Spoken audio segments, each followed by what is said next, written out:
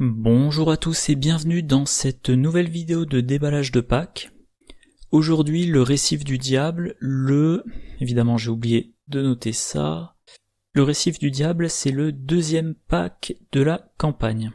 Alors non pas que c'est un grand intérêt pour vous, mais j'avais fait cette vidéo, au moment de la montée, je me suis rendu compte qu'il y avait des fichiers corrompus, et donc je dois recommencer. Et voilà, et pour que ça aille plus vite, je fais pas de la captation d'écran, j'enregistre le son, j'utiliserai Reaper pour diminuer au maximum les silences, pour que ça aille plus vite de faire le montage, et je mettrai des copies d'écran par-dessus. Voilà. Allez, on commence tout de suite. Je vais essayer d'aller pas trop lentement. Première carte, gardien, vue perçante, un soutien de niveau 0 qui coûte 2, trait, talent, action rapide, dépenser 2 ressources, vous gagnez +1 en intelligence jusqu'à la fin de la phase. Action rapide, dépensez 2 ressources, vous gagnez +1 en force jusqu'à la fin de la phase. Dans le pack du sang sur l'autel, on avait la version de niveau 3.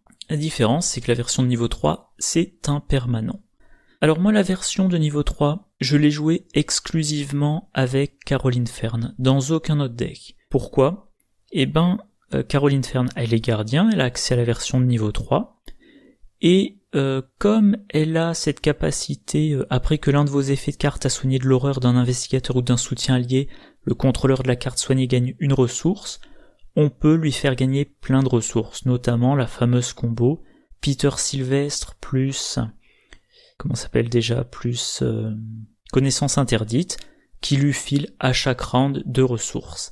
En plus de ça, Caroline Fern, elle fait, moi tel que je la joue, elle fait en grande partie du soin, je la joue uniquement en trio, pour qu'elle fasse du soin, pour qu'elle fasse aussi un peu d'enquête, et éventuellement, il faut qu'elle puisse faire du combat, des combats assez simples. Donc là, on a une carte qui va pouvoir booster sa force, booster son intelligence, qui nécessite des ressources, mais elle en génère plein, et en trio, la possibilité de se donner +1 en intelligence, là plutôt, ce serait plutôt pour l'intelligence, jusqu'à la fin de la phase, c'est-à-dire quand vous donnez le +1, vous donnez le +1 pour les 3 actions, à condition d'utiliser l'intelligence sur les 3 actions. Et quand vous jouez en trio, oui, c'est tout à fait envisageable de faire 3 enquêtes successives. Donc Caroline Fern, vous lui faites vous lui faites stocker les ressources. À un moment donné, elle a pas besoin de soigner, mais il y a des indices à trouver. Elle dépense 4 ressources, et elle a +2 en intelligence pour chacune de ces 3 enquêtes. Voilà.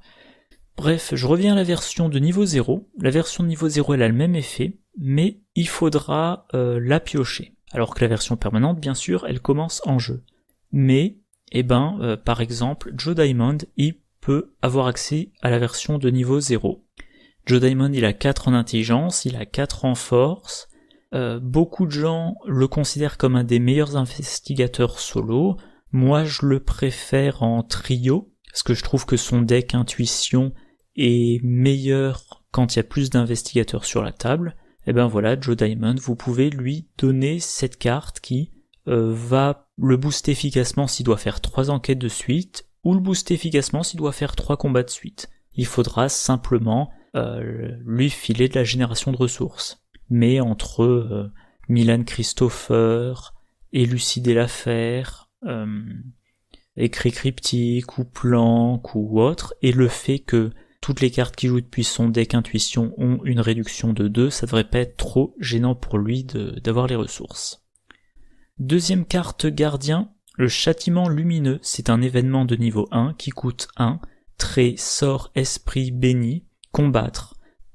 Combattre, vous avez le droit d'utiliser la volonté au lieu de la force pour cette attaque.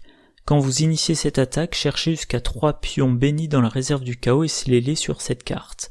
Pour chaque pion béni scellé sur châtiment lumineux, vous gagnez +1. Ah oui, j'oublie toujours qu'il manque une partie du texte dans la version française. Vous gagnez +1 à votre valeur de compétence et vous infligez +1 dégâts pour cette attaque. Si l'ennemi attaqué est vaincu par cette attaque, renvoyez les pions scellés sur cette carte dans la réserve de pions, sinon libérez-les. Libérez-les, donc remettez-les dans le sac du chaos. Alors cette carte, moi je trouve qu'elle fait un peu penser à Éclipse Sanglante. Éclipse Sanglante de niveau 1, c'est dans la boîte le renouveau de la civilisation oubliée. Un événement de niveau 1, pareil, qui coûte 1, pareil. Subissez 2 dégâts en tant que coup supplémentaire pour jouer l'éclipse sanglante. Combattre. Cette attaque utilise la volonté au lieu de la force. Vous gagnez plus en volonté et infligez plus de dégâts pour cette attaque. Et éclipse sanglante de niveau 3, c'est jusqu'à 3 dégâts et plus un de volonté et plus un dégât pour chaque dégât subi en tant que coup additionnel. Alors, l'éclipse sanglante déjà s'impose de se blesser soi-même. L'éclipse sanglante impose de faire un test de volonté. Là, avec châtiment lumineux, c'est la volonté ou la force. J'y reviendrai plus tard sur les investigateurs qui ont intérêt à la jouer. C'est modulable, c'est jusqu'à 3, ça peut être 0. Vous avez un boost, jusqu'à 3, vous infligez jusqu'à 3 dégâts, donc cette carte-là en une attaque peut vous permettre de vous booster de 3 pour votre compétence, peut vous permettre d'infliger 4 dégâts en une attaque, mais il faudra avoir jusqu'à 3 pions bénis dans la réserve du chaos. Donc ça jouer dans un deck qui utilise les pions bénis. À noter que si vous n'achevez pas l'ennemi, les pions bénis ils retournent dans la réserve du chaos, et donc vous avez votre deck qui est toujours un peu meilleur que s'il n'y avait pas de pions bénis. Or, si votre ennemi vous l'avez pas fini, c'est qu'a priori c'est un ennemi qui a beaucoup de points de vie, donc c'est un gros ennemi, probablement un qui est dur à battre. Du style 4 de force et 4 points de vie par investigateur. Donc remettre les pions bénis dans le sac du chaos, c'est un bonus intéressant. Voilà, ah oui, sale trésor, donc ça peut être tutoré par l'initié aux arcanes. Esprit, ça peut être tutoré par les gants de boxe de Nathaniel Cho. Voilà.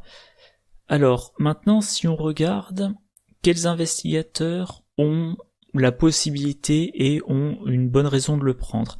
Alors bien évidemment, tous les gardiens, vu que vous pouvez choisir soit volonté, soit force, tous les gardiens combattants, j'aurais dû préciser, tous les gardiens combattants, ils utilisent leur force, donc ça va être intéressant avec eux. On peut aussi citer William Yorick, il a 4 de force. Comme il est biclassé, survivant et gardien, il a accès à pas mal de cartes qui mettent des pions bénis. Père Matteo, il a accès à la carte parce que la carte a le trait béni. Il a 4 de volonté. Donc voilà, c'est une carte qui peut en une action faire 4 dégâts. À part ça, rien de spécial. Calvin Wright, il y a accès en tant que carte avec le trait esprit, pardon. Et aussi, un truc intéressant pour Calvin Wright, il a plus 1 en volonté, plus 1 en intelligence pour chaque horreur sur lui, plus 1 en force et plus 1 en agilité pour chaque dégât sur lui. La carte propose de combattre soit la volonté, soit avec la force. Donc si Calvin Wright, il s'est pris plein d'horreur, vous dites « je joue châtiment lumineux et j'utilise ma valeur de volonté », si vous êtes pris plein de dégâts, vous combattez avec votre valeur de force. Encore une fois, de la même façon que William Yorick, comme il est survivant, il a accès à des cartes qui mettent des pions bénis. Diana Stanley, tout simplement, elle peut avoir une volonté de 6. Elle peut jouer avec les pions bénis. J'ai une liste de decks, je la montrerai pas dans cette vidéo, mais elle est biclassée, elle est biclassée mystique et gardien. Grâce aux cartes gardien, elle peut mettre des pions bénis. Donc elle peut jouer avec les pions bénis. Elle peut avoir 6 de volonté. Si elle scelle 3 pions bénis, elle fait une attaque avec une volonté de 9. En plus de ça, si dans son deck elle a l'initié aux arcanes, elle peut tutorer cette carte-là. Pas grand-chose de plus à dire. Marie Lambeau, elle a 4 de volonté, ce qui est assez logique pour une mystique, et ça peut lui faire office de grosse carte d'attaque. Voilà, vu qu'elle n'a que 1 en force, éventuellement, plutôt que d'utiliser 2 charges de flétrissement, un châtiment lumineux. Elle y a accès, vu que c'est une carte sort. Tony Morgan, il peut y avoir accès, si vous le choisissez comme classe secondaire gardien, vu qu'il a accès aux événements et aux compétences de niveau 0 et 1, et il a une force de 5, donc il a une force meilleure que certains gardiens combattants. Alors par contre, pour mettre les pions bénis dans le sac du chaos, c'est peut-être pas le mieux placé. Mais si vous le jouez en duo, peut-être ça peut être aussi intéressant pour lui. Gloria Goldberg, elle peut être biclassée gardien, elle a 5 de volonté. Alors Gloria Goldberg, je vais pas trop détailler parce qu'elle est accessible uniquement si on achète le livre Dark Revelations, livre qui apparemment est épuisé un peu dans toutes les boutiques, mais sa capacité à regarder les cartes du deck de rencontre, à les défausser, fait que moi, si je la joue, je suis tenté de la spécialiser en enquête, vu que de toute façon, dans ce jeu, ce sont les indices qui vous font avancer, de lui mettre aussi plein de cartes d'annulation et de lui faire défausser tous les ennemis possibles. Mais une fois de temps en temps, il y a un ennemi que vous ne pourrez pas défausser, et là, avoir la possibilité en une attaque d'infliger 4 dégâts, ça sera très intéressant. Et voilà, j'ai fait le tour des investigateurs pour qui la carte est bien. Alors on passe maintenant aux cartes chercheurs. La première, c'est l'appel de la vérité. Un événement de niveau 0 qui coûte 1, trait perspicacité, à jouer uniquement si vous n'êtes pas engagé avec un ennemi. Se déplacer, choisissez un lieu non révélé, déplacez-vous un lieu à la fois par le plus court chemin en direction de ce lieu jusqu'à ce que vous entriez dans ce lieu. Mettez fin à cet effet si vous révélez un lieu, si un ennemi vous engage ou si votre déplacement est bloqué. Alors les chercheurs, ils avaient déjà le classique raccourci pour se déplacer en action rapide, ou pour déplacer un investigateur de leur lieu. Éclaireur qui permet en action rapide, si on n'est pas engagé avec un ennemi, de se déplacer vers un lieu connexe. Très bonne carte qui donc en version tabou vaut 3 XP plus 1. Et là on a de nouveau une carte de déplacement. Ah oui, il y a aussi le livre, je sais plus comment ça s'appelle. Il y a un livre qui permet de se déplacer. Et là on a une carte qui coûte une action, qui permet de se déplacer vers un lieu non révélé. Il faut choisir un lieu non révélé, donc il faut qu'il reste un lieu non révélé, et potentiellement vous avez déplacement illimité jusqu'à atteindre ce lieu. Mais il y a quelques conditions. Déjà, on doit choisir le chemin le plus court. Alors en cas d'égalité, c'est l'investigateur principal qui choisit quel chemin c'est, mais vous pouvez pas volontairement faire le plus grand circuit possible. Si quelque chose vous bloque, vous arrêtez votre déplacement. Si vous révélez un lieu, vous arrêtez votre déplacement. Si un ennemi vous engage, vous arrêtez le déplacement. Donc il y a des conditions. Mais potentiellement, vous déplacez de 2 lieux, 3 lieux, voire même 5 lieux. Bon. Voilà. J'ai essayé de jouer cette carte-là. Pour le moment, j'ai jamais réussi. Parce que, mine de rien, ça veut dire qu'il faut vouloir aller vers un lieu. Cette carte-là, elle sert si vous avez un embranchement, par exemple un plateau en Y, vous partez de la branche numéro 1, vous allez dans la branche numéro 2, et maintenant vous voulez aller dans la branche numéro 3. Donc là, ok, ça sera pratique, ça vous permettra d'économiser plusieurs actions. Mais entre le fait que, moi j'ai vu des scénarios où tout simplement les lieux sont déjà révélés. C'est rare mais ça existe. Il y a des scénarios où les lieux sont déjà révélés.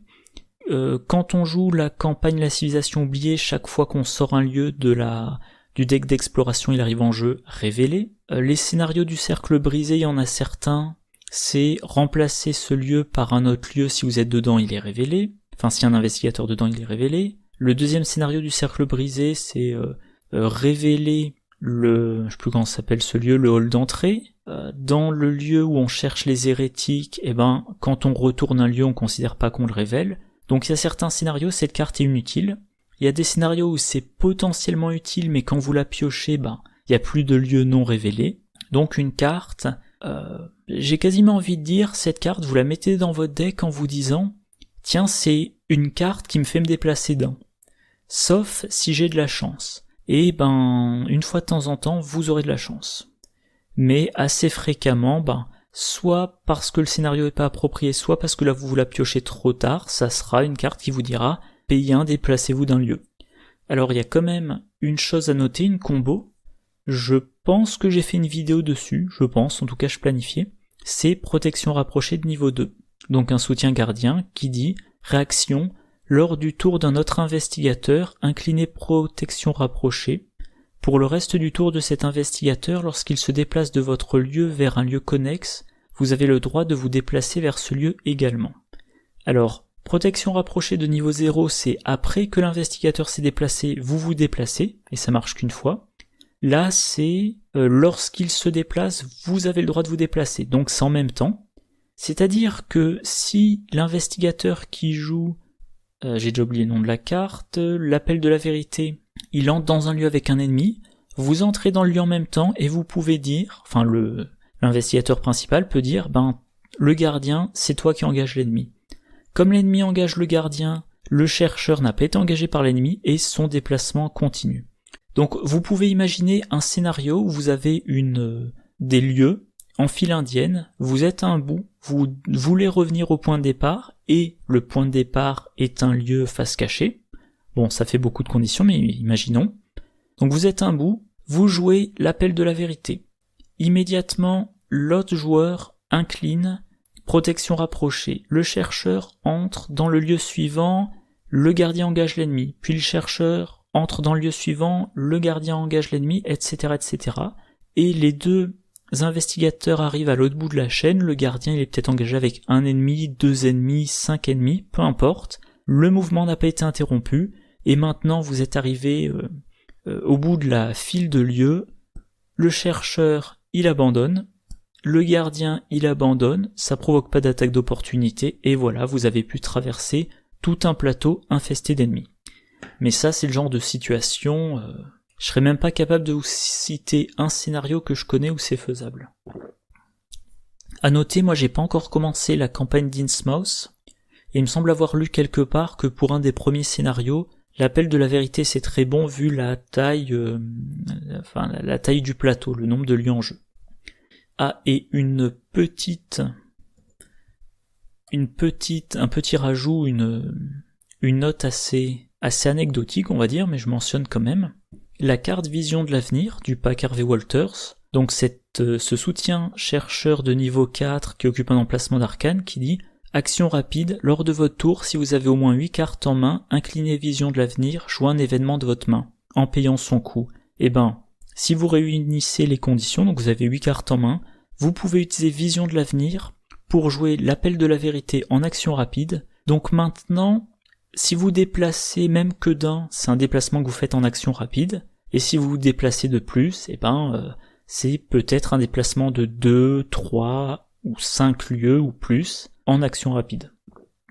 Donc si vous jouez un deck Vision de l'avenir, vous pouvez peut-être inclure l'appel de la vérité en vous disant cette carte-là, de temps en temps, ça me fera un déplacement en action rapide. Un peu comme un très bon raccourci, vu la possibilité de se déplacer plusieurs fois. Allez. Carte suivante, le regard d'Ourash. C'est un événement de niveau 2, qui coûte 2, trait, sort et maudit. Révélez 7 pions KO pris au hasard dans la réserve du chaos. Infligez un total de 1 dégât plus 1 dégât supplémentaire pour chaque pion maudit ou échec automatique révélé, réparti comme vous le souhaitez parmi les ennemis dans votre lieu. Cette action ne provoque pas d'attaque d'opportunité. Alors cette carte, moi elle me fait penser à Rituel de sang, une carte que j'adore. Je vais pas entrer dans tous les détails, mais Rituel de sang, vous le jouez, ça vous coûte 0, vous piochez 2 cartes, vous défaussez 2 cartes, vous payez 2 ressources, et vous infligez 2 dégâts, indépendamment, donc potentiellement 2 dégâts à une cible, ou 1 dégât sur une première cible, puis 1 dégât sur une deuxième cible. Là, le regard d'Ourash, la puissance est variable, mais si vous révélez un des pions qui vous est demandé, vous infligez 1 plus 1, donc 2 dégâts, autant qu'avec Rituel de sang, et vous les répartissez. Donc il suffit de piocher un pion, il suffit d'avoir un pion maudit ou échec automatique parmi les 7 pions qu'on révèle, pour avoir la même efficacité que Rituel de sang pour le même coup. À partir du moment où vous piochez 2 pions, ça inflige plus de dégâts.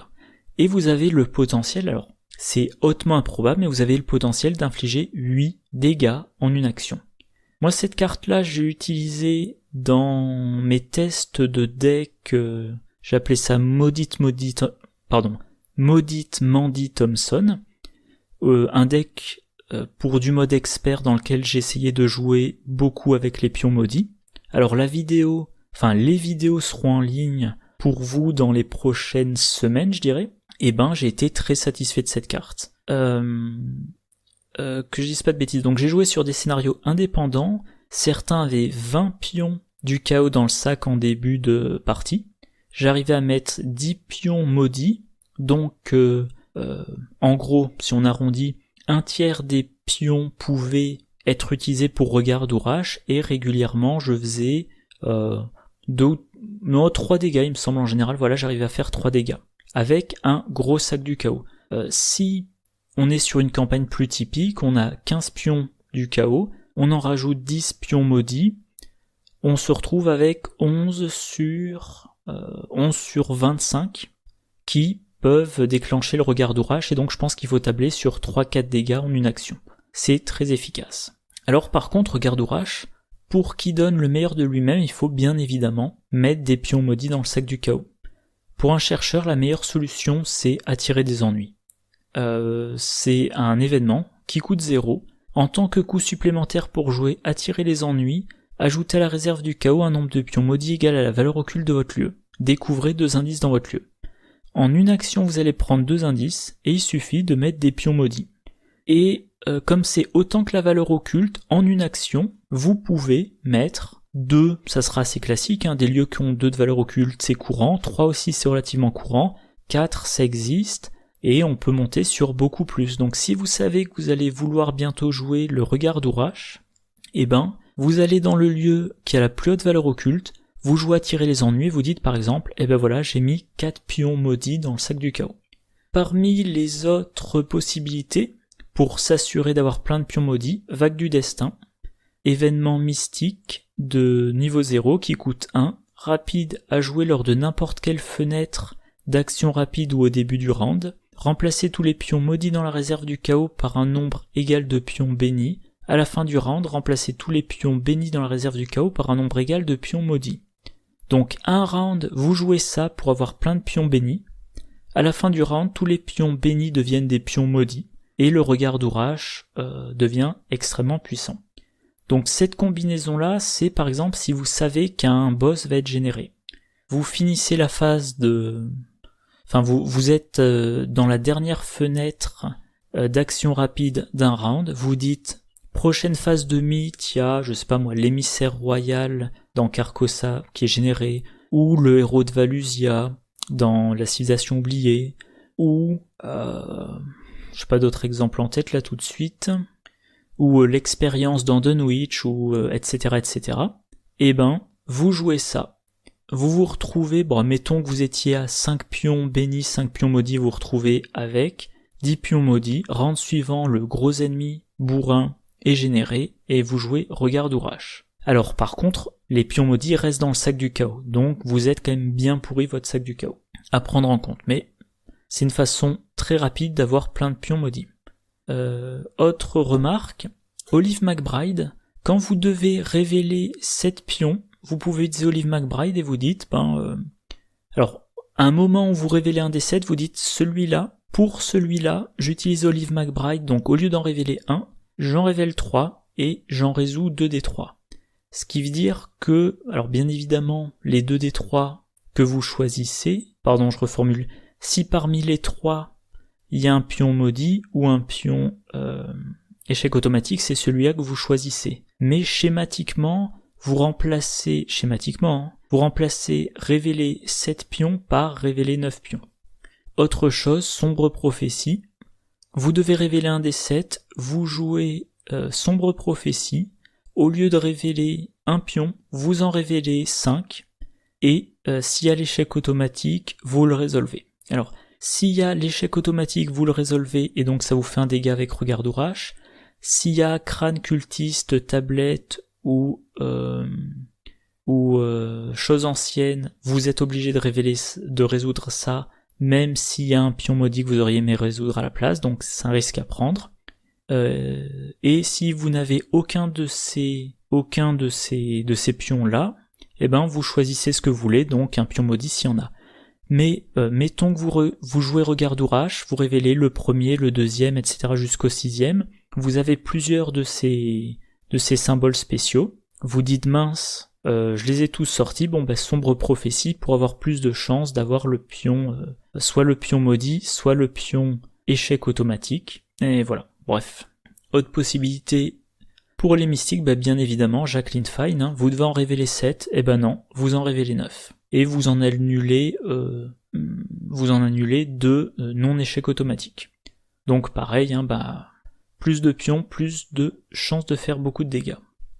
Toujours chez les mystiques, pour avoir des pions maudits, vous pouvez jouer plusieurs copies de promesses de pouvoir. Si vous jouez truand, le pacte faustien vous mettra des pions maudits. Et voilà. Alors tout ça pour dire, parmi les chercheurs, Daisy, elle est biclassée, elle est biclassée mystique, donc ça devrait pas être trop dur d'avoir des pions maudits pour elle. Mandy Thompson, elle peut être biclassée mystique, elle peut être biclassée truand. Voilà. En plus de ça, si dans son deck vous mettez des solutions de gain de pions maudits, elle pourra facilement aller les chercher. Donc rapidement, si vous choisissez d'avoir vos pions maudits, vous les aurez rapidement. Amanda Sharp, elle, vous mettez sous sa carte investigateur promesse de pouvoir, puis pendant un round, à chacun de vos tests, vous attribuez promesse de pouvoir, et donc à chacun de vos tests, vous mettez un pion maudit dans le sac du chaos. En l'espace d'un round, vous allez mettre 2, 3, 4 pions maudits avec une seule copie de promesse de pouvoir. Et Trish Scarborough, alors elle, chercheur c'est sa classe secondaire, mais comme elle est biclassée truand chercheur, elle a accès à pacte faustien, à attirer les ennuis pour les pions maudits. Voilà. Deuxième carte truand. Le prêtre ambivalent, c'est un soutien de niveau 1 qui coûte 1, qui occupe l'emplacement d'allié, qui a les traits allié, béni et maudit. Réaction, après que le prêtre ambivalent est entré en jeu, ajoutez 3 pions bénis à la réserve du chaos. Forcé, à la fin de la phase d'entretien, vous devez soit ajouter un pion maudit à la réserve du chaos, soit défausser le prêtre ambivalent. Il a 2 points de vie et 2 points de santé mentale. Alors il fait penser à 2 alliés, Gros Bras Embauché, qui coûtait 1, qui était de niveau 1, qui avait 3 points de vie, 1 point de santé mentale, qui donnait plus en force et qui disait « Forcé à la fin de la phase d'entretien, vous devez soit payer une ressource, soit défausser le Gros Bras Embauché. » Et aussi Chasseur de trésors, qui donnait un bonus de 1 en intelligence, qui avait le même coût d'entretien et qui avait 2 points de vie et 2 points de santé mentale. Alors ces 2 vieux alliés à entretenir. Alors le prêtre ambivalent, il a cet intérêt, donc il est pas cher, il coûte seulement 1, il peut encaisser un peu, et dès qu'il arrive en jeu, 3 pions bénis. Et 3 pions bénis, c'est bien. Il encaisse, c'est bien. Il est pas cher, c'est bien, c'est très bien. Le problème, c'est le coût d'entretien. Alors, je suis en train de réaliser... c'est amusant, j'avais toujours pris en compte le fait qu'il restait tant qu'on n'avait pas trouvé le moyen de le tuer. Mais en fait, non, vous pouvez choisir de le défausser, donc c'est pas un problème de s'en débarrasser. Vous pouvez vous dire, en gros, il suffit que j'ai un emplacement d'allié libre, je paie une ressource, j'ai mes 3 pions bénis, et je vais y arriver. Et voilà, ensuite, fin de la phase d'entretien, je le sacrifie. Soit vous pouvez le sacrifier vous-même, vous en débarrasser vous-même, j'y viendrai après. Alors à noter, si vous le jouez dans un deck Léo Anderson, avec la réaction de Léo Anderson, il est gratuit. Donc, réaction de Léo Anderson, après le début de votre tour, jouez un soutien allié en diminuant de 1 son coût. Pour 0, vous mettez le prêtre ambivalent en jeu, sans dépenser d'action, vous avez 3 pions bénis de plus. Fin de la phase d'entretien, vous le sacrifiez. Mais, alors, j'avais oublié dans cette vidéo, j'y ai pensé la dernière fois, il y a la carte dont je parlais un petit peu plus tôt, Éclipse sanglante. Alors là, je prends l'exemple de la version niveau 1, je vais pas redonner les détails. Vous jouez Éclipse sanglante, vous subissez 2 dégâts, vous les infligez au prêtre, il est vaincu, et vous résolvez Éclipse sanglante qui vous permet de combattre à volonté plus 2 et d'infliger 3 dégâts en une attaque. Donc le prêtre, si vous cumulez 2 cartes, surtout dans un deck Léo Anderson, il faut payer 2, dépenser 2 actions, une seule avec Léo Anderson, vous avez vos 3 pions bénis et vous avez votre attaque à volonté plus 2 pour faire 3 dégâts d'un coup. Très bon. Vous pouvez jouer vous pouvez jouer... Tiens, c'est bizarre, je suis un peu... Oui, voilà, pardon, me suis perdu dans mes onglets. Vous pouvez jouer demander un service aussi. Une fois que vous l'avez mis en jeu, pour 1, vous le renvoyez dans votre main, vous allez chercher un allié parmi les 9 cartes du dessus de votre deck, vous le mettez en jeu pour 1 de moins, bon, sachant que vous avez payé 1 pour demander un service, et vous avez le prêtre ambivalent en jeu, que vous rejouerez plus tard pour 3 pions bénis.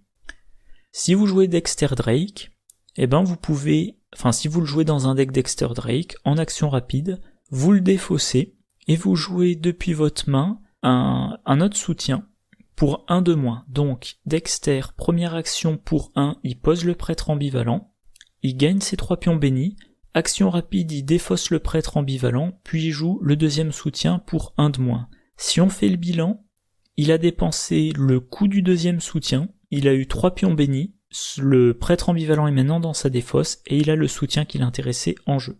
Alors remarque, il faut avoir un emplacement d'allié libre au moment où on joue le prêtre ambivalent, sinon on doit défausser un autre allié. Autre possibilité, alors la carte n'est pas encore traduite et il n'y a pas l'image.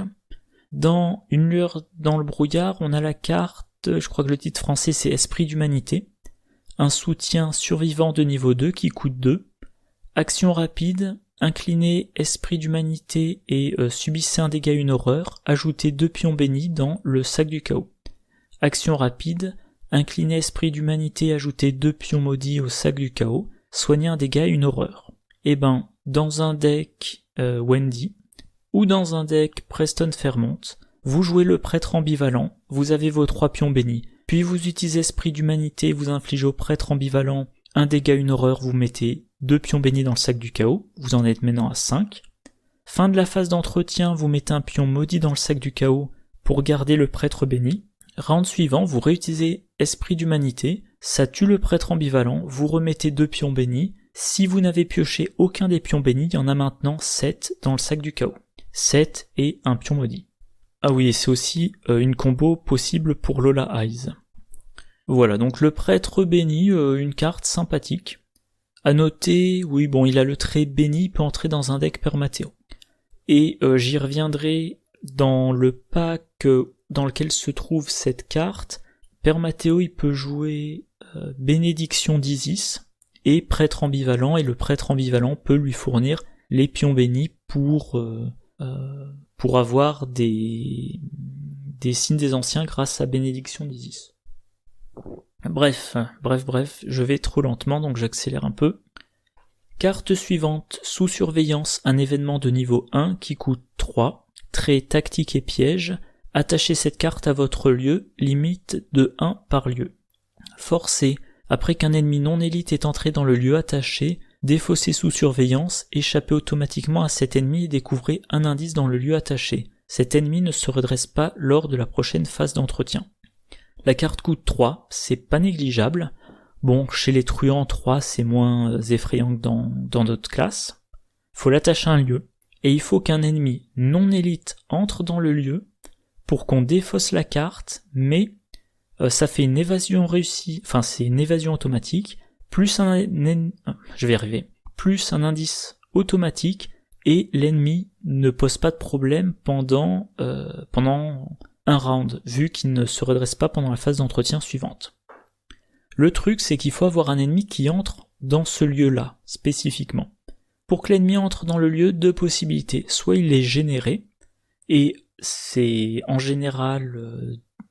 c'est rarement possible d'être sûr qu'un ennemi va être généré dans son lieu, surtout un ennemi non élite. Vous pouvez pas compter sur le boss de fin de scénario, parce que ça marcherait pas, vu qu'en général les boss sont élites.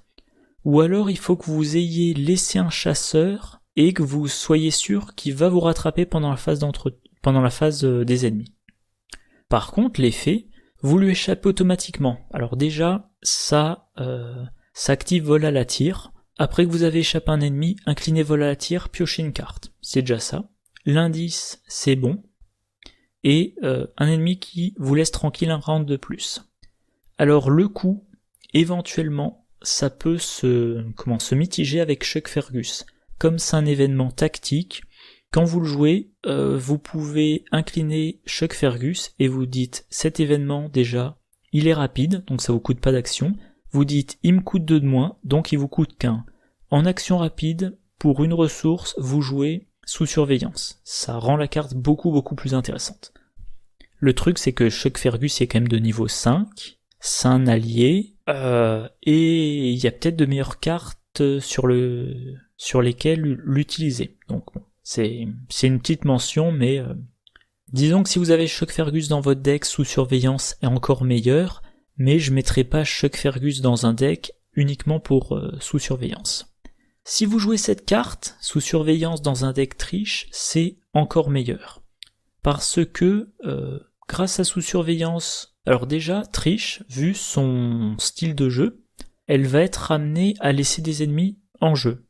Elle a sous surveillance en main, je reprends. Elle a laissé un ennemi en jeu. Elle s'est éloignée. Elle est dans le lieu connexe de l'ennemi. Elle peut jouer sous surveillance. Pendant la phase des ennemis, le chasseur arrive dans son lieu. Sous surveillance se déclenche. La carte est défaussée. Triche échappe automatiquement à l'ennemi. Il est incliné. Elle gagne un indice et ensuite elle a sa réaction. Elle vient de découvrir un indice dans le lieu et il y a un ennemi dans le lieu. Donc elle peut découvrir un indice supplémentaire. Et cet ennemi, comme il se redresse pas, triche, elle peut finir sa phase d'investigation dans le lieu. Phase d'entretien, l'ennemi n'est pas redressé. Round suivant, elle enquête et elle peut activer une nouvelle fois sa réaction pour avoir un indice gratuit. Donc, grâce à sous surveillance, elle a 2 indices automatiquement. Puis le round suivant, il lui suffit de réussir une enquête pour avoir 2 indices. Voilà. Donc très bonne carte pour Trish Scarborough. Alors à noter sur la page de sous surveillance, si vous regardez dans les reviews, il y en a une que j'ai mise moi-même. Je vous la traduis rapidement. Je viens de réaliser quelque chose. On n'a pas à défausser cette carte. On n'a pas défaussé sous surveillance après l'avoir jouée. Donc l'amulette de Wendy ne force pas cette carte défaussée. J'ai écrit des conneries. Bref, je reprends. J'ai réalisé quand on joue cette carte-là, quand on joue la carte sous surveillance dans un deck Wendy, si on a l'amulette en jeu, quand on joue la carte, comme elle est attachée à un lieu, elle ne devrait pas être défaussée et du coup l'amulette ne force pas à mettre la carte sous le deck. Par contre, quand sous surveillance est défaussé par son effet forcé, donc l'effet forcé après qu'un ennemi non élite a entré dans le lieu attaché défaussé sous surveillance, vous le défaussez pas parce que vous avez joué la carte. Donc l'amulette de Wendy n'a aucun effet. Et maintenant, sous surveillance est l'événement du dessus de votre pile de défausse. Et donc, grâce à l'amulette de Wendy, vous pouvez le rejouer. Donc, vous avez Wendy qui est dans un lieu A. Elle joue sous surveillance, elle l'attache à son lieu. Un chasseur arrive dans le lieu, immédiatement sous surveillance et défaussé. Wendy échappe automatiquement à l'ennemi, donc il est incliné. Elle gagne un indice du lieu. Dès que c'est à nouveau à elle, elle se déplace dans le lieu B, elle joue depuis sa défausse sous surveillance. Là, c'est pendant cette phase d'entretien qui suit que l'ennemi se redresse. Round suivant, elle sort du lieu. Face des ennemis, l'ennemi chasseur se déplace dans le lieu B si vous débrouillez bien dans votre déplacement. Et de nouveau, sous surveillance part dans la défausse, l'ennemi est incliné et Wendy a son indice. Et vous pouvez comme ça bloquer sous surveillance sur le dessus de votre pile de défausse pour le jouer encore et encore, sans qu'il soit mis sous votre pioche à cause de l'effet forcé de l'amulette de Wendy. Alors, je dis pas que c'est très puissant, mais c'est une combo amusante. Allez, on passe aux cartes mystiques. La première, c'est Pacte de sang. C'est un soutien de niveau 0 qui coûte 2. Trait, sort et pacte. Action rapide, placez une fatalité sur le pacte de sang. Vous gagnez plus 2 en volonté pour ce test de compétence, limite d'une fois par test. Action rapide, placez une fatalité sur le pacte de sang. Vous gagnez plus 2 en force pour ce test de compétence, limite d'une fois par test. Dans le pack du sang sur l'autel, on avait la version de niveau 3. Au niveau 3, c'est un permanent et ça vous donne plus 3 au lieu de plus 2. Alors c'est une carte que je n'ai jamais jouée, je pense. La version de niveau 3, à force d'accumuler les fatalités dessus, on avait envie de jouer Rituel du clair de lune pour retirer toutes les fatalités de cette carte. Évidemment, une carte qui a des fatalités dessus, ça fait penser à Marie Lambeau. Vu que la fatalité lui aurait donné une action supplémentaire pour jouer des sorts ou activer des capacités d'action de sorts. Mais là, la version de niveau 0 devient pour moi aussi très intéressante. Alors c'est toujours intéressant dans un deck Marie parce que il y a la fatalité sur la carte, mais ça devient aussi très intéressant dans un deck Dexter Drake. Pourquoi ? Parce que Dexter, il a cette possibilité, en action rapide, de défausser le pacte de sang pour jouer un autre soutien de sa main. Donc, alors je sais pas, mettons que vous spécialisez Dexter en combat. Pendant votre tour, premier test, vous mettez une fatalité sur pacte de sang pour avoir un +2 en volonté. Deuxième action, pareil. Troisième action, pareil. Fin de votre tour, il y a 3 fatalités. Potentiellement, soit vous savez que ça va faire avancer l'intrigue, soit vous dites que c'est possible que ça fasse avancer l'intrigue si par exemple vous piochez, comment ça s'appelle déjà, Antique Fléau. Action rapide à la fin de votre tour, vous défaussez le pacte de sang, vous mettez en jeu un autre soutien. Pas un autre pacte de sang, vu qu'il faut que ça soit un soutien avec un nom différent, mais peut-être un coup dur, ou une étude des arcanes, ou un soutien qui vous donne un boost, peu importe. Et en défaussant pacte de sang, vous êtes débarrassé de toutes ces fatalités en jeu. Ah oui, à noter, comme Dexter Drake, il est biclassé truand, il a accès à beaucoup de cartes de gain d'action, donc en fait, pendant son tour, c'est 3 actions normales, plus peut-être Léo Deluca, plus peut-être hâte, plus le résultat de présence d'esprit, plus le résultat, je crois que c'est le Deringer qui donne des actions, plus éventuellement sursis qui peut donner 3 actions, je crois que j'ai fait le tour de ce à quoi plus un atout dans la manche. Ah non, un atout dans la manche, ça doit être de niveau 3. Et peut-être aussi sursis. Bref, Dexter Drake, pendant son tour, il peut faire 3, 4, 5, peut-être 8 tests et, pendant l'ensemble de son tour, mettre 8 fatalités. Et il sait qu'il a cette espèce de soupape de sécurité, action rapide, il défausse le pacte de sang et il se soucie pas des fatalités. Donc voilà, j'avais un petit peu regardé, je pense qu'il y a la possibilité de faire un deck Dexter Drake avec toutes les cartes qui ont des effets puissants mais des fatalités, en se disant à chaque fois, fin de mon round, je défausse cette carte que j'ai exploitée au maximum et je n'ai pas à me soucier des fatalités que je mets en jeu. Voilà. Alors, carte suivante, il va y avoir des redites. Livre des abysses, un soutien de niveau 2 qui coûte 2, qui occupe un emplacement de main, trait objet et livre. Action, incliner le livre des abysses, combattre. Vous avez le droit d'utiliser soit l'intelligence, soit la volonté pour cette attaque au lieu de la force. Quand vous initiez cette attaque, vous avez le droit de placer une fatalité sur le livre des abysses, jusqu'à un maximum de 3. Vous gagnez plus 1 à votre valeur de compétence, infligez plus 1 dégât lors de cette attaque pour chaque fatalité sur le livre des abysses. Donc du combat, vous avez le choix entre 3 compétences pour le combat. Donc ça va être intéressant pour tout investigateur qui a soit une bonne intelligence, soit une bonne volonté, soit une bonne force, donc à peu près tout le monde. Vous mettez des fatalités, ce que je disais avant, les fatalités.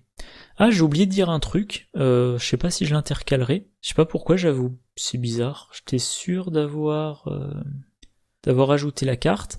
Bien évidemment, alors je tape au clavier en même temps, bien évidemment le pacte de sang de niveau 0, comme il n'est plus permanent, on peut jouer dessus sacrifice. Voilà, quand il y a trop de fatalité dessus, on joue sacrifice, on le défausse, ensuite soit on pioche 3 cartes, soit on gagne 3 ressources ou une combinaison des deux. Là, le livre des abysses, c'est la même chose.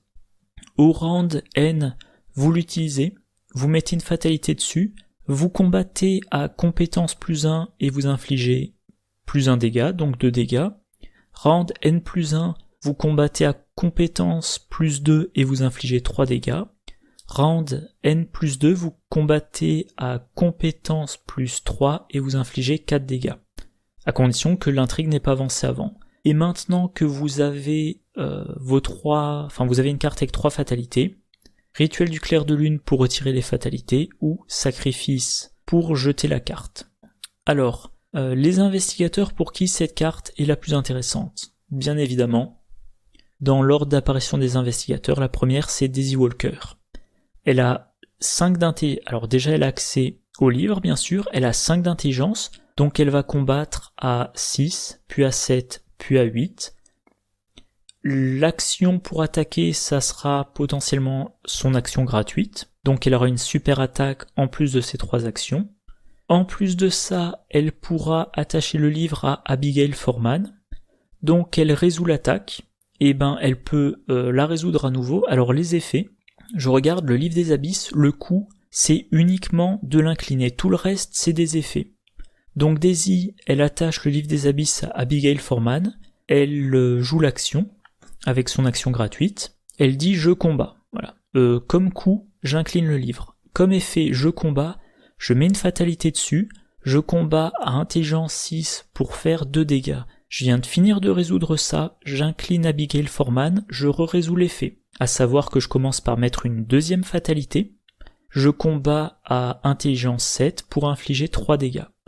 Et tout ça c'est dans son action gratuite. Donc Daisy, si elle réussit ces 2 tests, elle a infligé 2 dégâts, puis 3 dégâts, donc 5 dégâts, et il lui reste ces 3 actions. 3 actions pour, je sais pas, par exemple, attaquer avec Regard d'Ourache, ou attaquer avec Pacte de sang, ou Invocation occulte, ou J'ai un plan, ou pourquoi pas Flétrissement de niveau 0, choses comme ça. Donc la possibilité d'un gros ajout de dégâts. Aussi, petite remarque, Daisy elle peut jouer la bibliothécaire adjointe pour renvoyer le tome des abysses dans sa main. Autre investigatrice, Agnès Baker. Elle attaquera avec sa volonté.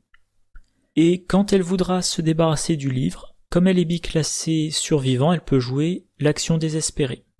Elle attaque avec, alors le livre, que je revérifie, le livre il coûte 2. Donc elle attaque avec une force de base de 2 plus 2, elle attaque à 4. Bon, c'est pas génial, mais si elle réussit son attaque, elle inflige 2 dégâts. Maintenant, le livre est dans sa défausse, donc il n'y a plus à se soucier des fatalités, et potentiellement, Agnès Baker, elle peut jouer récup de niveau 2.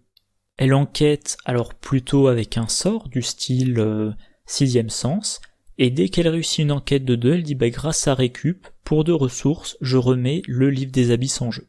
Le tome des abysses, je crois que c'est en français. Non, le livre des abysses, c'est ça. Donc voilà, Agnès Baker, elle peut jouer son livre, le défausser avec action désespérée, le rejouer depuis sa défausse, le redéfausser avec action désespérée, puis le rejouer depuis sa défausse, pour compenser la mise en jeu de fatalité.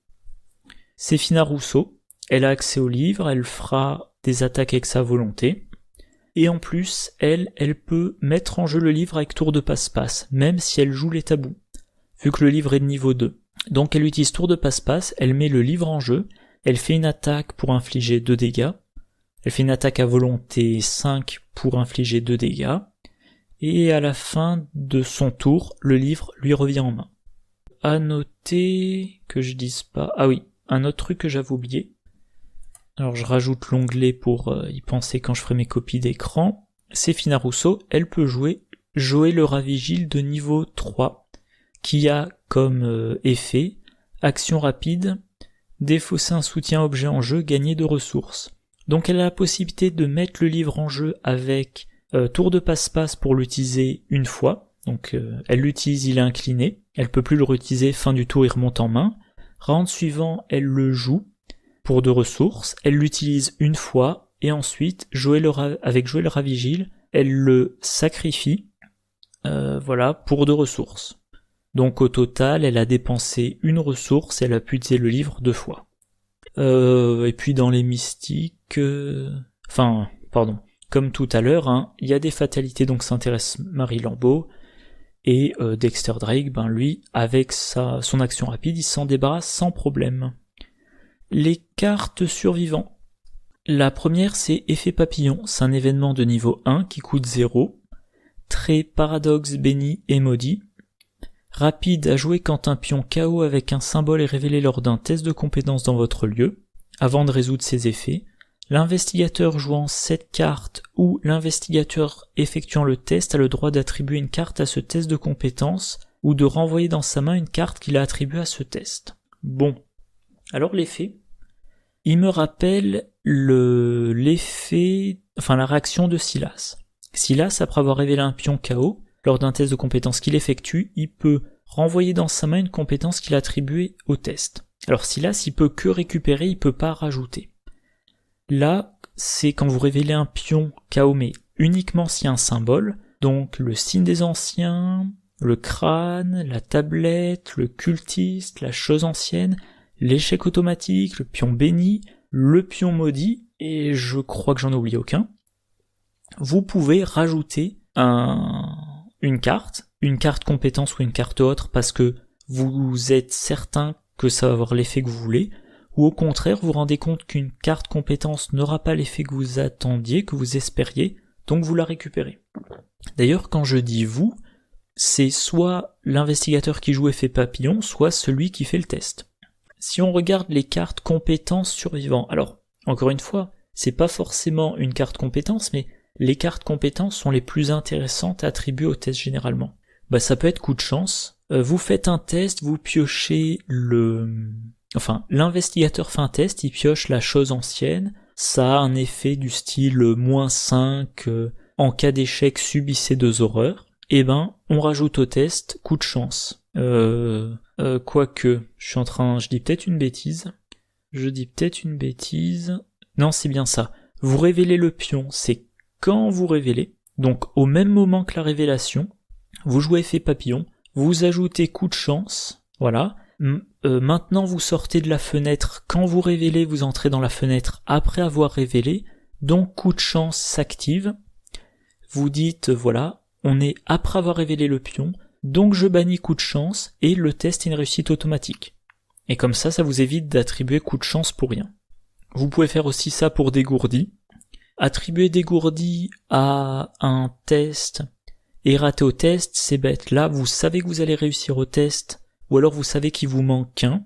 Vous attribuez dégourdi, maintenant le test est réussi, ou il est réussi encore plus, s'il était déjà réussi sans dégourdi, et vous récupérez une carte. Ou alors, vous voyez que vous allez échouer, vous rajoutez garder courage pour vos 2 ressources et vos 2 cartes. Et il y a aussi, alors j'ai pas fait le listing pour tous, mais que je revienne sur la carte, que je la retrouve, voilà. Un pion KO avec un symbole. Encore une fois, j'ai listé les symboles, ça peut par exemple être le signe des anciens.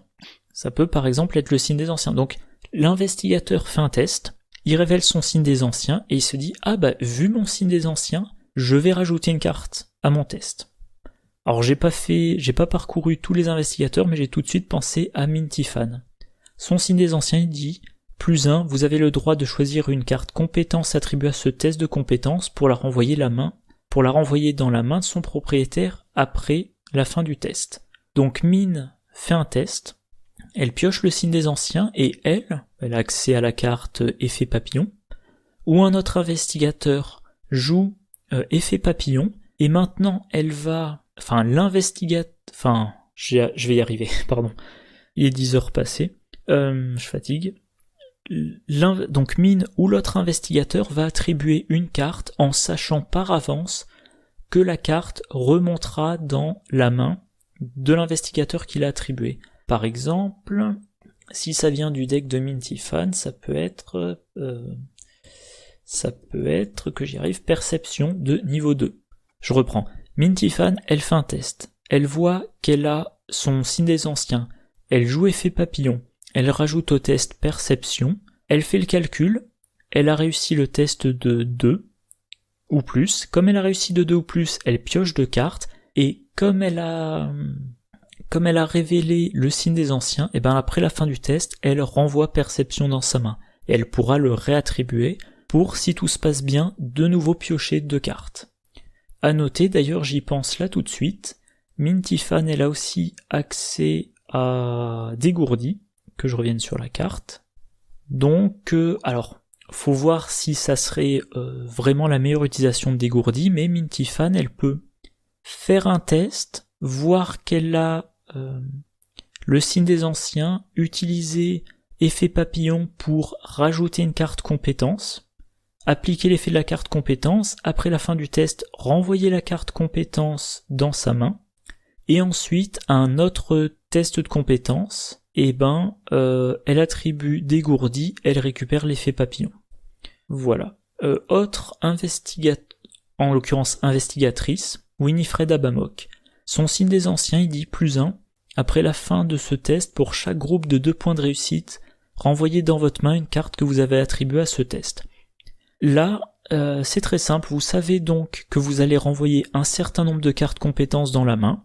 Donc vous dites, tant que j'y suis, j'en rajoute une. Alors il faut faire le calcul. Je sais pas, je vais pas entrer dans les détails sinon je vais m'embrouiller, mais vous faites un test. Vous attribuez les cartes compétences, vous piochez le pion, c'est un signe des anciens. Vous faites le calcul de combien vous réussissez et vous dites, vu le nombre de points de réussite, je peux renvoyer dans ma main 3 cartes compétences. Or, j'en ai attribué 2. Donc si j'en rajoute une 3e, après la fin du test, elle reviendra dans ma main. Donc, tant qu'à faire, vous dites à l'autre investigateur, tiens, est-ce que tu peux pas me jouer un effet papillon ? L'autre investigateur joue effet papillon, vous rajoutez au test, par exemple, présence d'esprit. Le test est réussi de 6. Présence d'esprit vous donne une action de plus. Grâce au signe des anciens, vous dites j'ai réussi de 6. Les 3 compétences, je les remets dans ma main. Voilà. Donc une carte à combo, pas formidable, mais quand même assez amusante.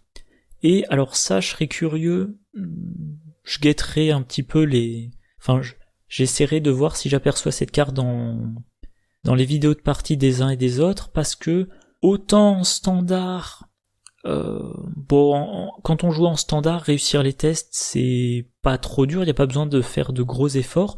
Autant en expert, c'est peut-être une carte qui peut prendre tout son intérêt parce que on peut pas booster énormément tous les tests, on peut pas être à 6 au-dessus de la difficulté à chaque fois, donc on se met à 4, et quand il y a le pion KO avec un symbole qui fait échouer, on dit effet papillon, je rajoute pile ce qu'il me faut pour réussir. Et comme ça on économise les compétences. Donc à voir si si Merlin et ses comparses se mettent à y jouer en mode expert dans la prochaine campagne. Voilà. Alors, carte suivante, où j'en étais, voilà. Jamais 203. Un événement de niveau 2 qui coûte 1, trait esprit, rapide à jouer quand un test de compétence dans votre lieu débute. À 2 reprises lors de ce test, quand un investigateur révèle un pion KO, il a le droit de l'annuler, de le renvoyer dans la réserve du chaos et de révéler un nouveau pion KO. Alors ça fait penser à l'effet de Wendy Adams. Wendy Adams, elle peut, quand elle révèle un pion du chaos, défausser une carte de sa main pour remettre le pion, annuler le pion KO, le remettre dans la réserve et en piocher un. Mais elle peut le faire qu'une fois. Et il faut qu'elle défausse une carte. Là on peut le faire 2 fois. Donc on pioche un pion KO. Si il est trop mauvais, on le remplace par un deuxième. Un deuxième qui peut être le même au passage, vu que le premier on le remélange dans la réserve du chaos. Si le deuxième est toujours trop mauvais, on en prend un troisième. Je vais faire un petit peu la même réflexion pour la carte d'avant. En standard, ça semble beaucoup trop d'efforts. 2 XP pour une carte qui, une fois, va vous permettre à 2 reprises de changer le pion en standard. Normalement on n'a pas besoin de faire tant d'efforts pour réussir un test. Par contre, en mode de difficulté élevé, difficile ou expert, là pour le coup, vous gardez cette carte en main, vous attribuez un peu moins de ressources au sens générique à vos tests, c'est-à-dire vous dépensez 1 de moins avec bagarreur, ou vous ajoutez une compétence de moins.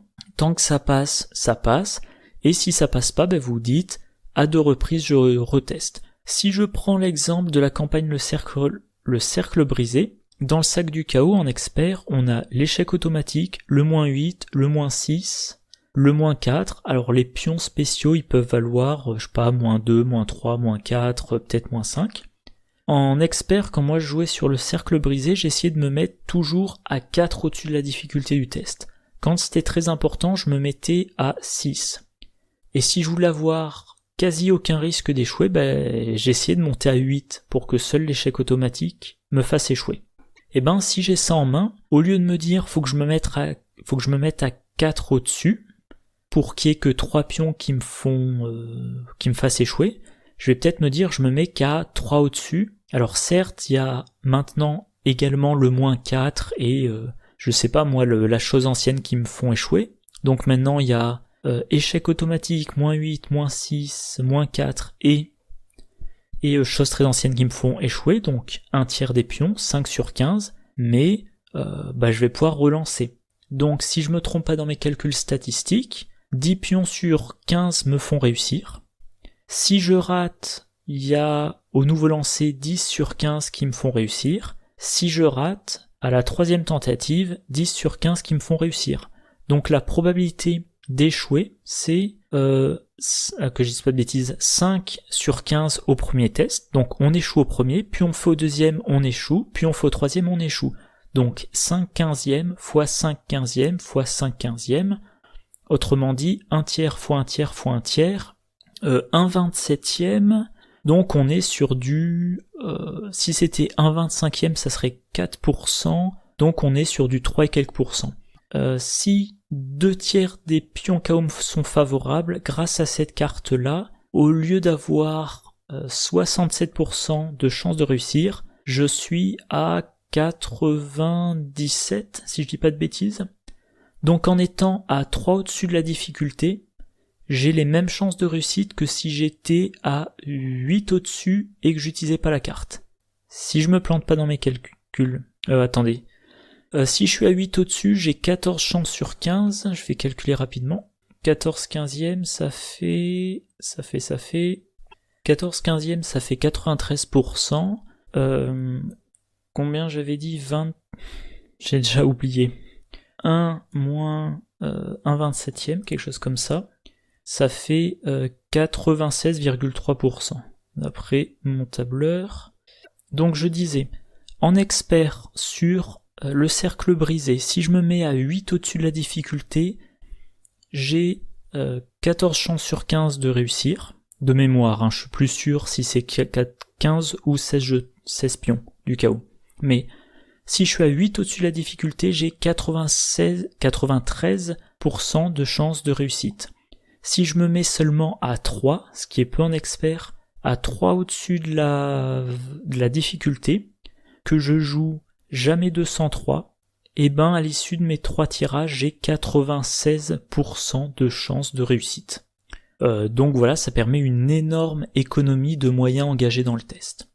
Donc en expert, c'est génial. Maintenant, si je joue en standard, si en standard je me mets à 3 au-dessus de la difficulté, j'échoue sur le 4 et l'échec automatique. Donc j'ai, en reprenant le même exemple, j'ai 13 chances sur 15 de réussir. Soit, je fais les calculs en même temps, soit 80, allez j'arrondis 87%, et de rater... Pardon, je fais les calculs. Et par contre, pour rater, il faudrait que j'ai un des deux pions sur 15, puis un des deux sur 15, puis un des deux sur 15, donc ça fait du -8, divisé par 15 fois 15 fois 15, 99,76% de chance de réussite. Alors, en expert, oui donc, en expert, on passait de 10 pions sur 15 favorables, soit 67% de chance, à 96% de chance, donc une augmentation de 20 points. En normal, on passe de 86 à 99. C'est-à-dire qu'on passe pas d'une certitude, mais d'une très grande chance de réussite à une quasi-certitude. C'est, en standard, c'est de l'overkill. En expert, pour le coup, c'est quand même vachement tentant. Que je réfléchisse, alors chez les survivants, par exemple, j'ai regardé récemment les vidéos de parties de Merlin, si on fait une attaque à la tronçonneuse, on fait une attaque pour infliger 3 dégâts, on attaque un boss qui a riposte. Si on fait ça dans un deck William Yorick, à son attaque, on attribue coup vicieux de niveau 2, on espère réussir de 2 et donc infliger 5 dégâts en une attaque, on se plante, ça vaut vraiment le coup d'utiliser jamais 203 pour s'assurer de le réussir son attaque à 5 dégâts en une fois. Maintenant, si on joue en standard, qu'on fait une attaque avec Duke, et mince, ça passe pas, c'est... Voilà, encore une fois, c'est de l'overkill, me semble-t-il. Allez, dernière carte du pack. Manipuler le destin, une carte neutre. Une carte neutre de niveau 2 qui coûte 1, trait, sort. Révélez des pions de la réserve du chaos jusqu'à ce que vous révéliez un pion maudit, échec automatique, béni ou signe des anciens. Si vous avez révélé un pion maudit ou échec automatique, infligez 2 dégâts à un ennemi dans votre lieu. Un pion béni ou signe des anciens, soignez 2 dégâts d'un investigateur ou d'un soutien allié dans votre lieu. Cette action ne provoque pas d'attaque d'opportunité. Il y a 2 effets possibles sur cette carte. Le premier, rappel rituel de sang. Je vais pas encore une fois rappeler ce qu'il fait, rappeler les détails, mais rituel de sang, vous payez 2 pour infliger 2 dégâts. Là vous payez 1 pour infliger 2 dégâts, mais c'est au niveau 2. Ça rappelle aussi soin d'urgence. Soin d'urgence, ça coûte 2. Choisissez un investigateur dans votre lieu, soignez 2 dégâts de cet investigateur ou d'un soutien allié qu'il contrôle. Donc manipuler le destin, vous avez une carte qui permet les deux. On peut se dire c'est bien, c'est polyvalent. Moi j'ai un gros problème avec cette carte, c'est qu'elle inclut les pions, échecs automatiques et signes des anciens. Alors certaines personnes disent c'est bien parce que cette carte-là, on peut la jouer même si on joue ni les pions bénis ni les pions maudits.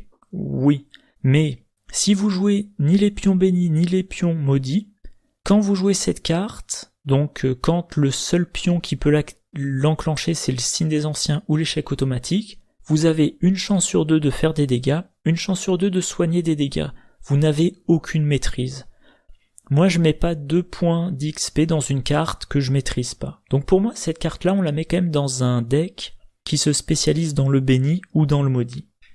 Et là pour le coup, mettons que le sac du chaos à la base y ait 15 pions. Vous avez mis 5 pions bénis.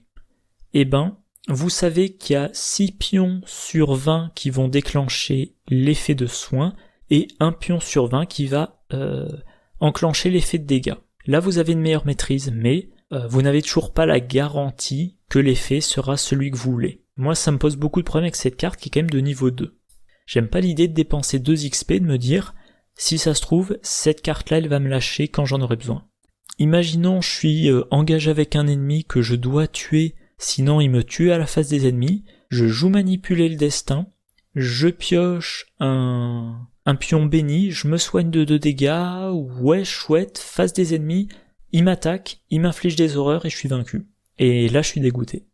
Ou inversement, j'ai besoin de me soigner de 2 dégâts parce que sinon le dégât de l'ennemi m'achève, je joue ça, je lui inflige 2 dégâts, il est pas mort, il m'attaque, il m'inflige un dégât, je suis vaincu.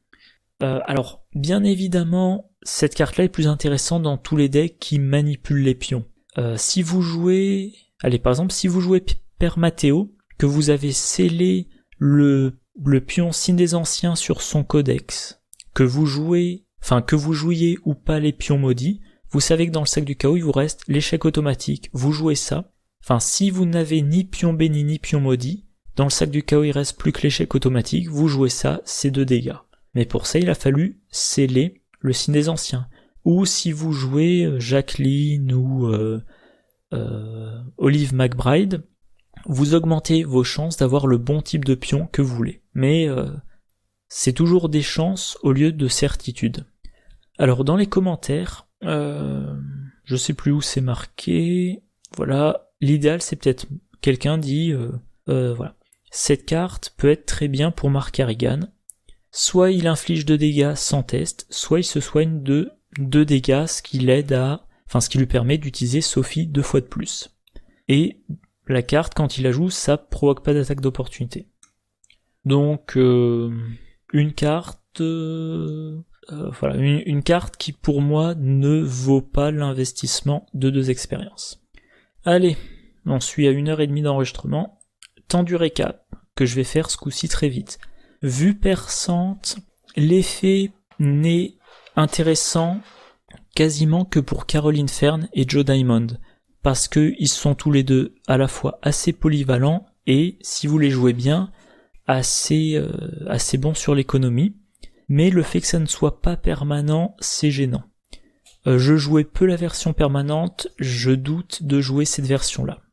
Châtiment lumineux, c'est génial dans tout deck qui arrive à maintenir des pions bénis dans le sac du chaos. Alors il y a certains decks gardiens qui joueront les pions bénis pour les sceller sur des cartes, mais si vous avez 3 pions bénis dans la réserve du chaos, vous avez une carte qui peut vous faire 4 dégâts en une attaque, c'est très efficace. En plus, c'est accessible à pas mal d'investigateurs. Vous avez le choix entre 2 compétences pour faire le test. La compétence utilisée peut être boostée de 3, c'est vraiment une carte géniale, pour seulement 1 XP. L'appel de la vérité, cette carte-là peut être phénoménale, très rarement, ou très quelconque, la plupart du temps. Je l'ai un peu testé, j'ai jamais été convaincu. À moins d'arriver à trouver de bonnes combos, et d'avoir la certitude peut-être qu'elle est très efficace dans la campagne que vous jouez, c'est peut-être le cas dans Innsmouth, encore une fois j'ai pas joué la campagne, vaut mieux, si vous jouez pas les tabous, vous mettez éclaireur, ça vous coûte 1 XP, si vous jouez les tabous, peut-être vous restez sur raccourci. Regard d'Ourache, dans un deck qui arrive à mettre plein de pions maudits dans le sac du chaos, ça peut être extrêmement puissant. Alors c'est très aléatoire, parce qu'il faut les avoir les pions, faut les révéler les pions maudits, et échec automatique, mais même si vous avez peu de chance, ça reste des dégâts. Enfin même si vous avez peu de chance, même si vous faites que 3 dégâts, c'est déjà 3 dégâts sans test, ça peut être divisé entre plusieurs cibles. Dans un deck chercheur qui joue maudit, c'est une très bonne carte, pour moi. Prêtre ambivalent, une carte sympa en truand. Alors, truand, il y a surtout des cartes qui jouent sur les pions maudits. Là, on a une carte qui donne des pions bénis, c'est 3 d'un coup pour une seule ressource, c'est vraiment très bon, et c'est une carte qui appelle les combos. Même si on fait pas de combos, c'est une bonne carte, mais ça donne vraiment, moi ça me donne envie de faire des combos, de trouver un moyen de la jouer, puis la rejouer, de la jouer, puis de la sacrifier pour un effet très puissant, etc., etc. Et voilà, particulièrement intéressant dans des decks Léo Anderson, Dexter Drake, Père Matteo, et voilà. Sous surveillance, une carte géniale dans un deck Trish Scarborough, vu que ça va lui permettre d'avoir 4 indices en effectuant un seul test. Ça ralentit un ennemi chasseur, mais la carte est quand même un peu chère pour la majorité des investigateurs. Si vous avez un investigateur qui est là pour enquêter, normalement il a de meilleures solutions. Et comme je le disais, une petite combo amusante sur Wendy Adams, qui va pouvoir tirer plus d'une utilisation d'un exemplaire de la carte, si elle a son amulette en jeu. Pacte de sang de niveau 0, alors, contrairement à Vue perçante, je pense que moi je préfère le pacte de sang de niveau 0, parce que le fait qu'il ne soit pas permanent, contrairement à la version de niveau 3, fait qu'on peut s'en débarrasser plus facilement. Un permanent, on peut pas lui faire quitter le jeu. Là, c'est simplement un soutien non permanent, on peut lui faire quitter le jeu, donc on peut le sacrifier, on peut le faire défausser par Dexter Drake, et pour le moment je vois pas d'autre chose qu'on peut faire à des soutiens en jeu. Éventuellement le deck de rencontre, si vous dit défausser un de vos soutiens, vous dites ça tombe bien, pacte de sang. Donc voilà, c'est une carte qui fait envie dans un deck Dexter Drake qui met des fatalités en jeu et qui au dernier moment les défausse avant de faire avancer l'intrigue. Ou même dans un deck mystique lambda qui inclut sacrifice.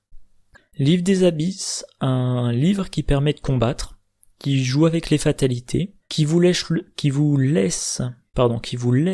j'agorge un peu sèche, qui vous laisse le choix entre 3 compétences différentes pour résoudre votre attaque, donc super versatile, et pas mal de combos à faire selon l'investigateur avec lequel vous le jouez.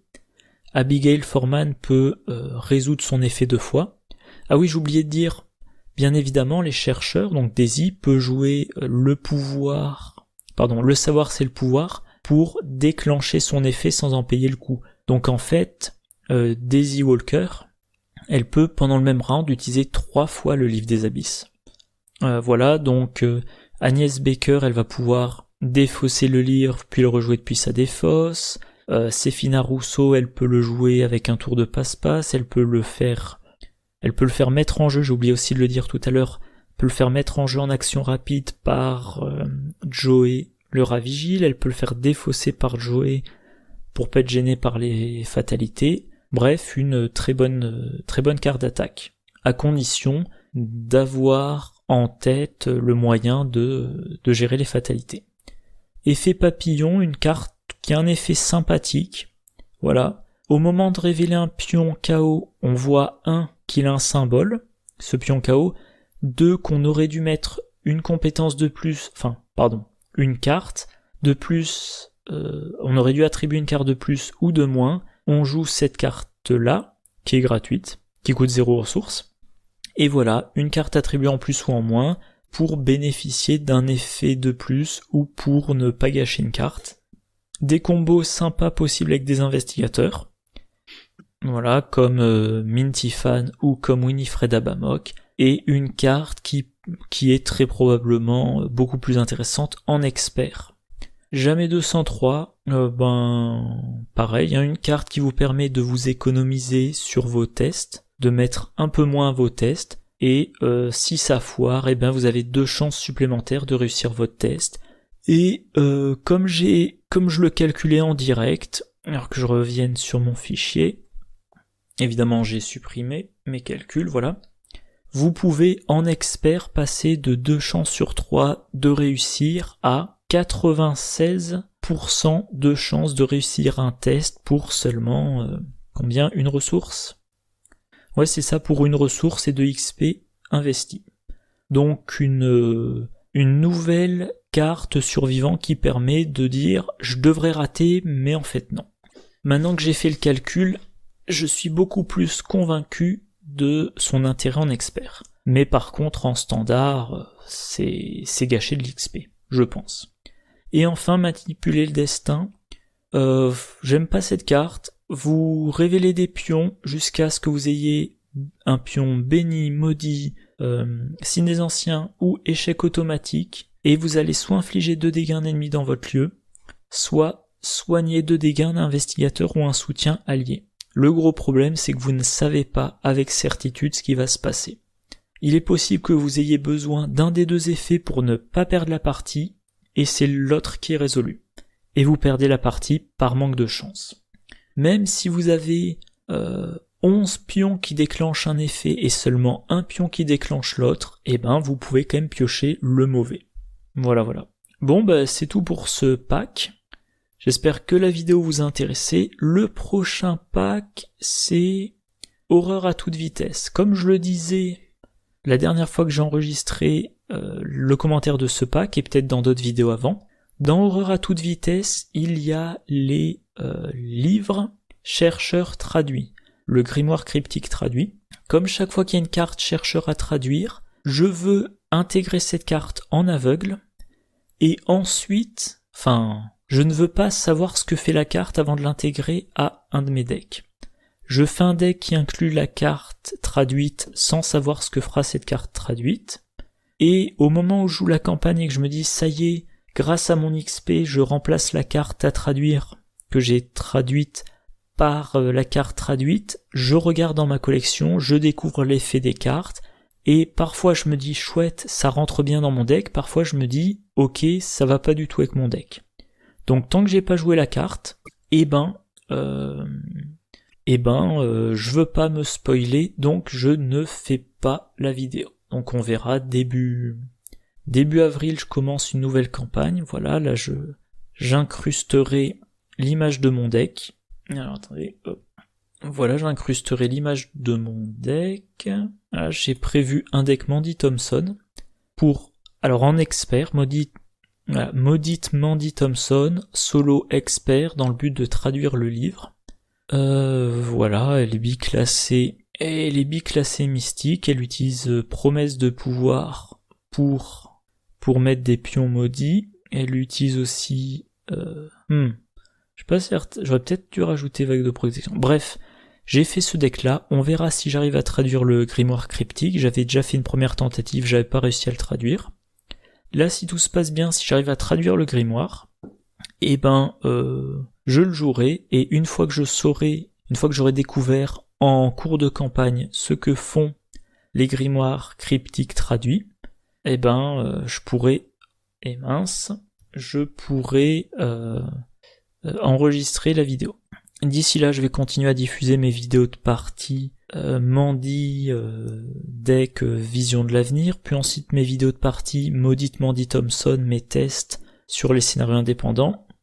Début avril, je continue mes tests sur les scénarios indépendants, et ensuite, dès que j'ai fixé le deck que je veux jouer en campagne, je joue la campagne, puis je fais une vidéo pour dire ce qu'a donné la campagne, et à ce moment-là, je pourrai tester le deck que vous avez là à l'écran, puis faire la vidéo de déballage pour le pack horreur à toute vitesse. Voilà ce qui est au programme des prochaines semaines. Bref, d'ici là, je vous souhaite une bonne journée, une bonne soirée, de bonnes parties, et je vous dis à la prochaine. Au revoir.